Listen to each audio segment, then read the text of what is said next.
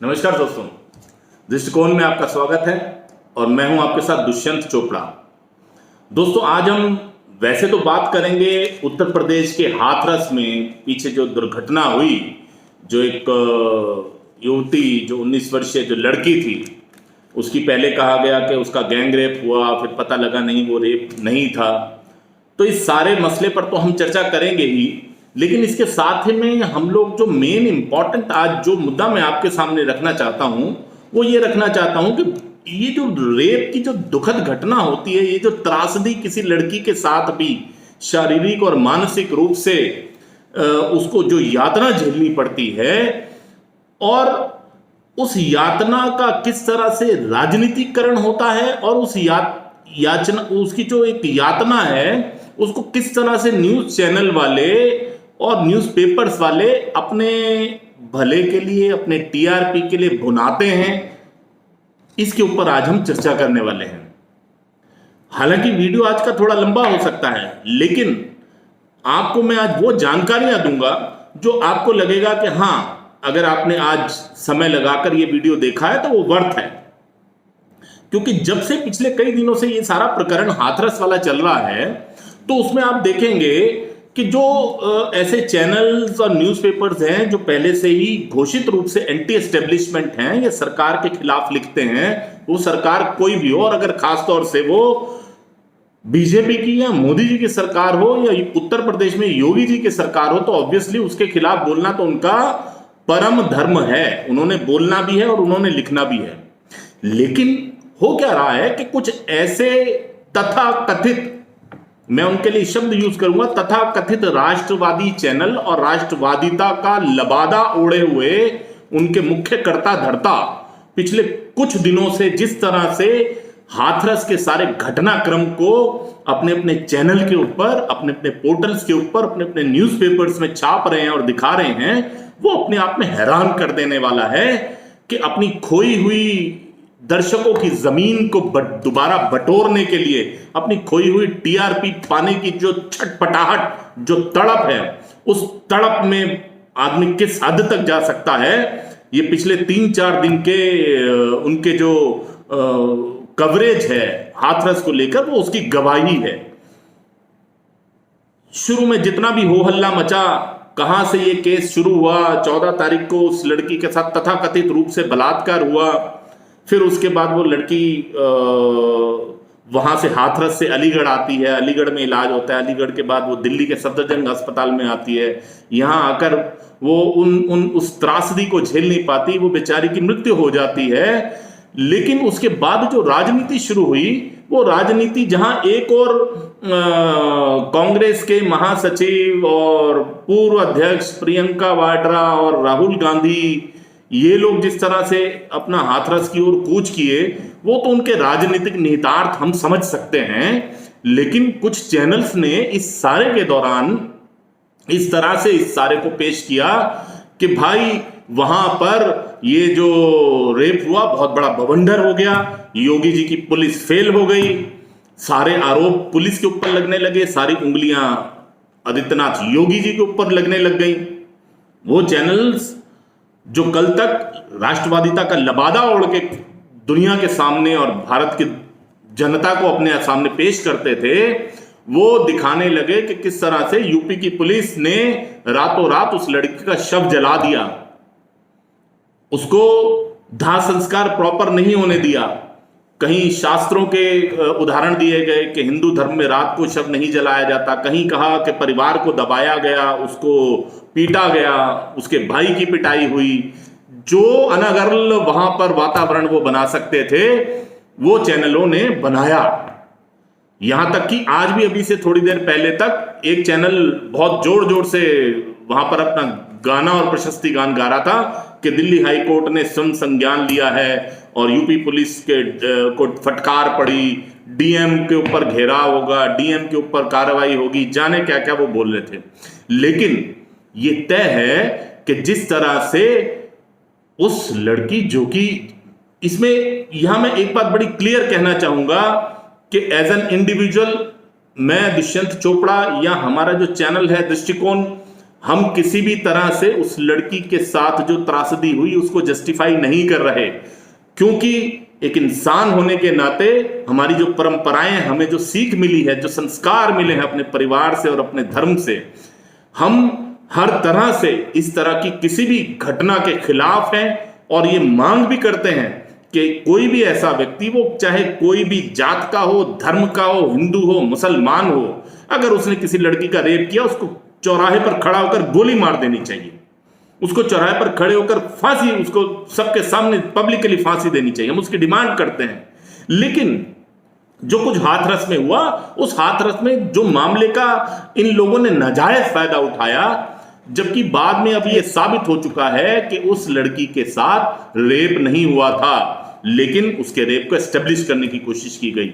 यह साबित हो गया कि उस लड़की की रीढ़ की हड्डी टूटी नहीं थी, उस लड़की की जीभ काटी नहीं गई थी, उसकी लड़की की आंखें बाहर नहीं निकाली गई थी और उस लड़की की टांगें नहीं तोड़ी गई थी। लेकिन इन सभी चैनलों ने दबाकर इस बात का प्रचार किया कि नहीं, उस लड़की के साथ ये अत्याचार हुआ, वो अत्याचार हुआ। खैर चलिए हम आगे बढ़ते हैं कि जो मामला मेन मुद्दा आया कि भाई इस लड़की के रात को उन्होंने शव को जला दिया गया, लेकिन जो इंटेलिजेंस की रिपोर्ट है, जो आईबी की रिपोर्ट है, जो लोकल इंटेलिजेंस की रिपोर्ट है, वो स्पष्ट रूप से बताती है कि उस लड़की के शव के साथ अगले दिन यूपी के अंदर गदर काटने की पूरी तैयारी थी, यूपी की सड़कों पर हंगामे की पूरी तैयारी थी। जिस तरह का नजारा दिल्ली वासियों ने पूर्वी दिल्ली में दंगों के दौरान देखा, जिस तरह का नजारा बेंगलोर की सड़कों पर वहां के लोगों ने देखा कि लोगों के घर जला दिए गए, दुकानें तोड़ दी गई, शोरूम्स लूट लिए गए, इस तरह की सारी कार्रवाई की तैयारी उत्तर प्रदेश में करने की थी। और नाम किसका लगता कि एक दलित लड़की के साथ बलात्कार हुआ है, उसके विरोध में दलित समुदाय सड़कों पर उतरा है। लेकिन वो दलित समुदाय नहीं उतरता तो कोई और ही, वही लोग जो हमेशा दंगे में पार्टिसिपेट करते हैं, दंगे का कारण कुछ भी रहे। पूरी तैयारी थी, लेकिन उस तैयारी की जैसे ही भनक खबर मुख्यमंत्री योगी को लगी, प्रशासन, उत्तर प्रदेश प्रशासन को लगी, उन्होंने त्वरित निर्णय लिया और रात में ही उस लड़की का पूरे विधि विधान के साथ दाह संस्कार कर दिया गया। लेकिन यहां पर सवाल यह उठता है कि मीडिया इस तरह से बर्ताव क्यों कर रहा है।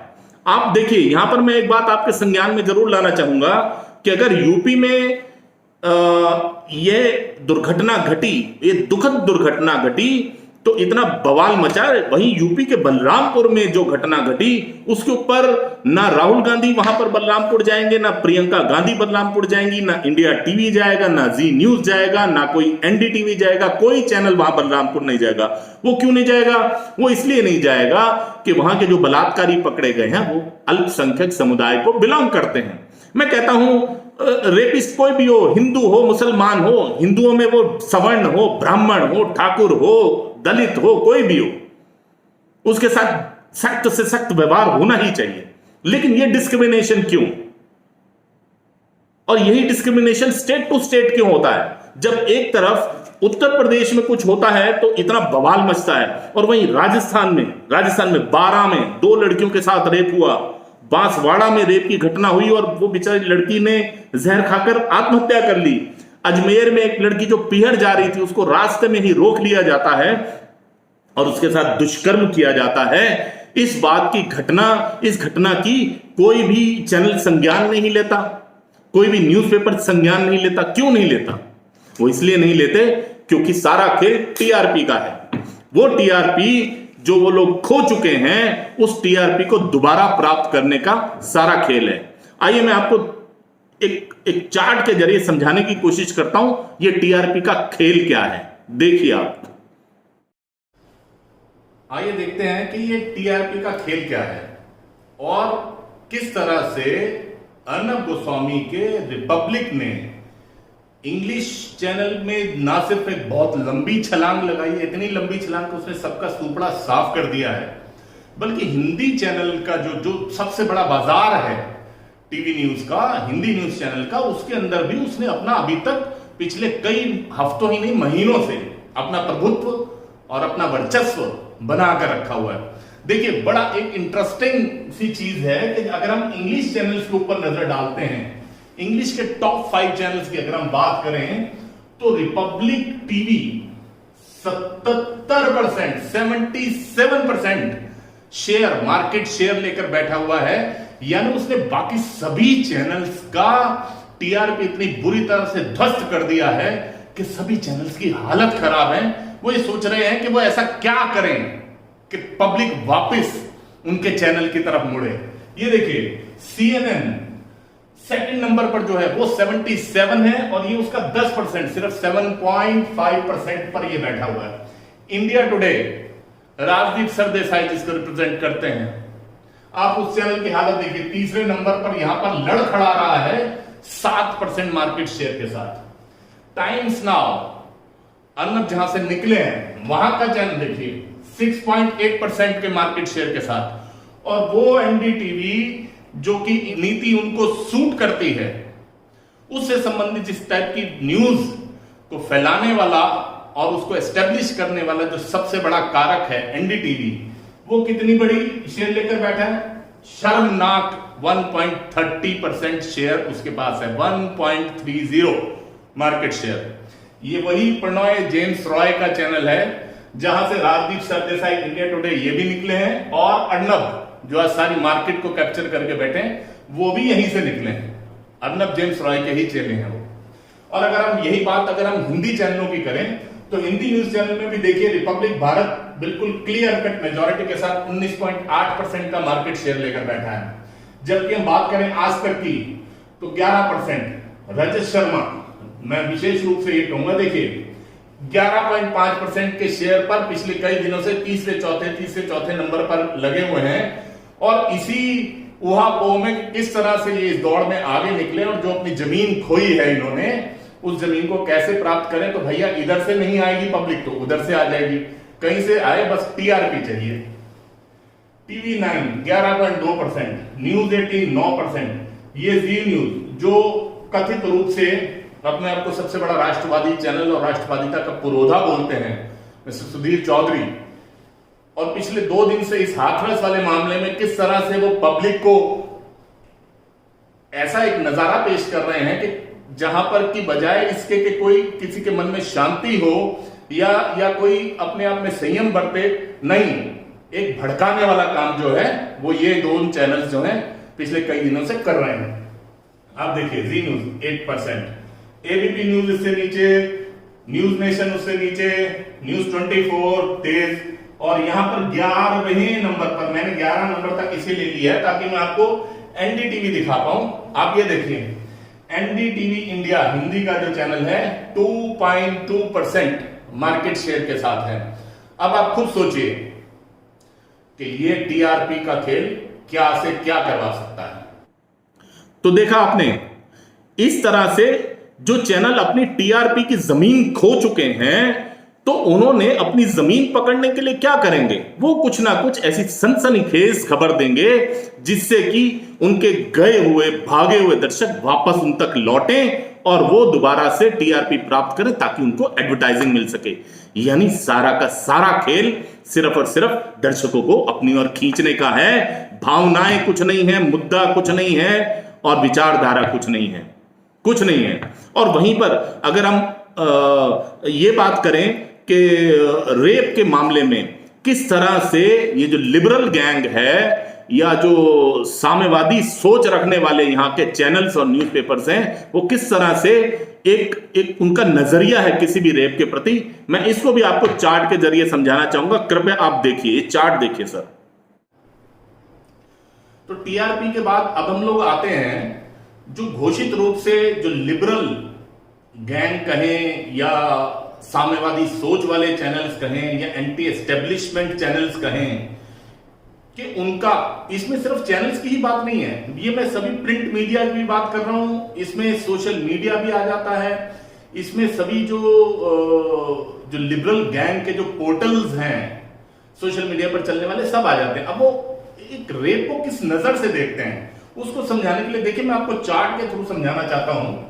हाउ लिबरल सी रेप, उनकी नजर में रेप है क्या? तो सबसे पहले तो वो एक दुखद घटना अगर कहीं घटित हो जाती है किसी भी लड़की के साथ, कि अगर रेप होता है, तो वहां पर लिबरल गैंग, ये चैनल्स, ये पोर्टल सबसे पहले ये देखते हैं कि विक्टिम का धर्म क्या है, वो हिंदू है या मुस्लिम है। अगर वो हिंदू है तो उसके बाद कहा जाता है कि ये चेक करो कि उसकी कास्ट क्या है, कास्ट के ऊपर बात आती है। और कास्ट, अगर वो लड़की दलित है तो फिर ये क्लियर इंस्ट्रक्शन होते हैं कि अपर कास्ट और ब्राह्मण को घेरे में लो। ये कहो कि दबाव की राजनीति हो रही है और उनके ऊपर उत्पीड़न हो रहा है, उनको दबाया जा रहा है। जय भीम और मनुवाद के नारे लगाए जाएं और उन लोगों को एक्टिवेट करो, सड़कों पर निकालो। उसके बाद होता है कि ब्लेम मोदी, योगी, बीजेपी, आरएसएस, अमित शाह, जो भी उस टाइम पर रिलेटेड है उसको पकड़ो और रगड़ दो। और दूसरी चीज जो इसमें सबसे इंपॉर्टेंट ये है कि ये जब तक उस बात का पूरा उन्माद पर वो चीज नहीं पहुंच जाती, जब तक उस चीज के ऊपर पूरा हो हल्ला नहीं हो जाता, तब तक रिपीट करते रहिए। लेकिन अगर वही विक्टिम लड़की है तो हिंदू, लेकिन वो किसी और कास्ट से है, मान लीजिए वो ब्राह्मण है, वो ठाकुर है, वो बनिया है, वो पंजाबी है, कुछ भी है, तो फिर क्या इंस्ट्रक्शन होती है कि भाई ये चेक करिए कि ये कहीं बीजेपी स्टेट है या नॉन बीजेपी स्टेट है। अगर तो वो नॉन बीजेपी स्टेट है, वहां पर उस राज्य में बीजेपी की सरकार नहीं है, तो फिर ignore and be silent, chapter close, उसकी चर्चा ही मत करिए। जैसे कि राजस्थान में आपने देखा हो रहा है। और अगर वो कोई बीजेपी की स्टेट है तो उसके ऊपर हो हल्ला मचाने के लिए फिर से लॉ एंड ऑर्डर की बात उठाओ कि लॉ एंड ऑर्डर फेल हो चुका है, चीफ मिनिस्टर का इस्तीफा मांगो कि उस राज्य के चीफ मिनिस्टर को तुरंत इस्तीफा दे देना चाहिए। एक बार फिर से ब्लेम गेम शुरू हो जाती है, मोदी जिम्मेदार है, आरएसएस जिम्मेदार है, मनुवादिता जिम्मेदार है, योगी की स्टेट है तो योगी जिम्मेदार है, इस तरह की बातें करो। और जब तक हो हल्ला अपने चरम पर ना पहुंच जाए तब तक उसको रिपीट करते रहो। लेकिन अगर वो लड़की हिंदू ना होकर किसी मुस्लिम परिवार को बिलोंग करती है तो फिर क्या करना है, उसकी योजना पहले से पूरी तैयार होती है कि आपने प्ले कार्ड्स लेकर सड़कों पर निकल आना है, आपने सोशल मीडिया के ऊपर तूफान ला देना है, स्टॉर्म द सोशल मीडिया। फिर उसके बाद क्राई फॉर माइनॉरिटी राइट्स, अल्पसंख्यकों के अधिकारों के लिए चिल्लाना शुरू कर दो, चैनल्स पर आकर चीख चीख कर बोलो, अखबारों में आर्टिकल दो, पोर्टल्स के ऊपर आर्टिकल लिखो। और उसके बाद एक बार फिर से target Hinduism, Hinduphobia, Modi, RSS, और अगर योगी जी की स्टेट है तो योगी। और एक बार फिर से सबसे इंपॉर्टेंट, रिपीट। इस चीज को तब तक रिपीट करते रहो जब तक ये मामला इतने चरम पर ना पहुंच जाए कि पब्लिक सड़कों पर आ जाए। तो देखा आपने, ये कहानी आज भारत में चल रही है। आज अगर आप प्रबुद्ध नागरिक हैं, आप समझदार हैं, तो आप ये जान लीजिए कि कोरोना से उबरने के बाद आज देश को कुछ ऐसी ताकतें हैं जो दंगों की आग में झोंक देना चाहती हैं, कुछ ऐसी ताकतें हैं जो इस देश को आगे नहीं बढ़ने देना चाहती, कुछ ऐसी ताकतें हैं हमारे देश के अंदर के कुछ नागरिक और कुछ चैनल्स हैं जो कि चीन, जो कि आज बौखलाया हुआ है भारत से, उसके एजेंडा को यहां पर लागू कर रहे हैं। आप अगर नागरिक हैं, भारत के सच्चे नागरिक हैं, आप प्रबुद्ध नागरिक हैं, देश प्रेमी हैं, तो आपको इस तरह की किसी भी दुष्प्रचार में नहीं आना चाहिए। और वो लोग जो इस तरह की बातें फैलाकर समाज के अंदर विद्वेष पैदा कर रहे हैं, कहीं ना कहीं आज हमें उनको रोकना होगा। और उनको रोकने का एक ही तरीका है, इनको बॉयकॉट करिए, इनका चैनल देखना बंद कर दीजिए, इनकी अखबारें पढ़ना बंद कर दीजिए, hit on them on their economy, their supply line, बंद कर दीजिए इन लोगों का चैनल देखना। ये इसी ही सजा के हकदार हैं। अगर आपको भी लगता है कि आज दृष्टिकोण ने जिस मुद्दे को उठाया, जिस बात को उठाया, आप उसका समर्थन करते हैं, तो हमारे चैनल को सब्सक्राइब जरूर करिएगा, हमारे इस वीडियो को लाइक भी करिएगा और ज्यादा से ज्यादा इस वीडियो को शेयर कीजिएगा। आज हर राष्ट्रवादी की जरूरत है कि आज इस वीडियो को ज्यादा से ज्यादा देखें, लाइक करें और शेयर करें। बहुत बहुत धन्यवाद दोस्तों।